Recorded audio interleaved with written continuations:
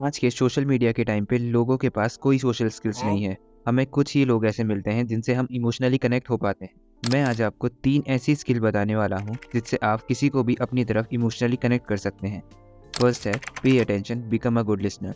हमें लगता है कि हम लोगों को समझते हैं और इसी बेस पे हम उन्हें जज और कैटेगराइज कर देते हैं। लोग अपने फेस पे एक मास्क लगा कर रखते हैं जिससे उनका पर्पस पूरा हो सके, और इसी मास्क को देखकर हम उसे उनकी रियलिटी समझ लेते हैं।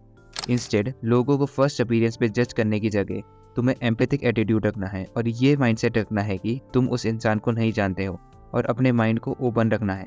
वो इंसान तुम्हारे लिए एक अनडिस्कवर्ड कंट्री के जैसा होना चाहिए। तुम्हें एक क्यूरियोसिटी रखनी है उस इंसान को जानने की।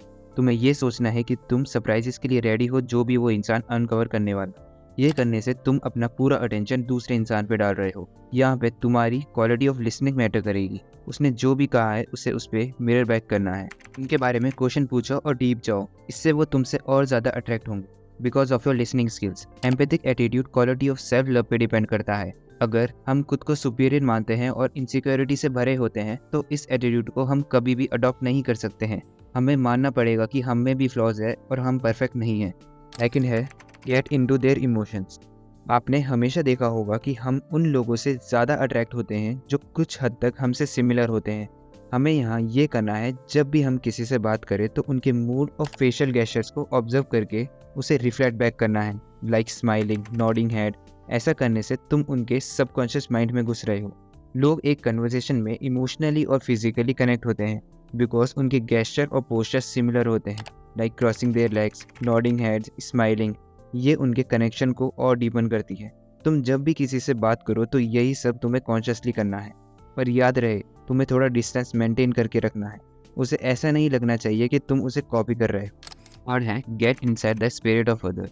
ये सब ट्राई करने के बाद भी हमें कुछ ऐसे लोग मिलते हैं जिनसे हम कनेक्ट नहीं हो पाते हैं और ना वो हमसे।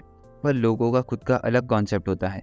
वो किसी इंसान को स्ट्रॉन्ग कहते हैं, सेंसिटिव कहते हैं, वीक कहते हैं। ये उनके पेरेंट्स और उनके साथ उनके रिलेशनशिप पे बेस्ड होता है। फॉर एग्जाम्पल, एक वुमेन रोते हुए लड़के को देख के इसे साइन ऑफ सेंसिटिविटी समझती है और उससे अट्रैक्ट होती है, और दूसरी तरफ एक लड़की इसे साइन ऑफ वीकनेस समझती है। हम लोगों की चॉइस और उनकी वैल्यूज़ को ना समझ के उनके रिएक्शंस को मिसरीड कर देते हैं। जब भी तुम किसी से बात करो तो तुम्हारा गोल उनके पास्ट के बारे में जानने का होना चाहिए।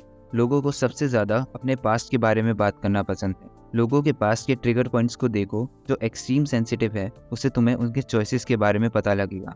उनके फैमिली के साथ उनका करंट रिलेशनशिप कैसा है, ये भी उनके पास्ट के बारे में बहुत कुछ बताता है। डीप कन्वर्सेशन और उनके पास्ट के बारे में बात करके तुम उनकी स्पिरिट के अंदर जा सकते हो और उनके साथ डीप कनेक्शन बना सकते हो।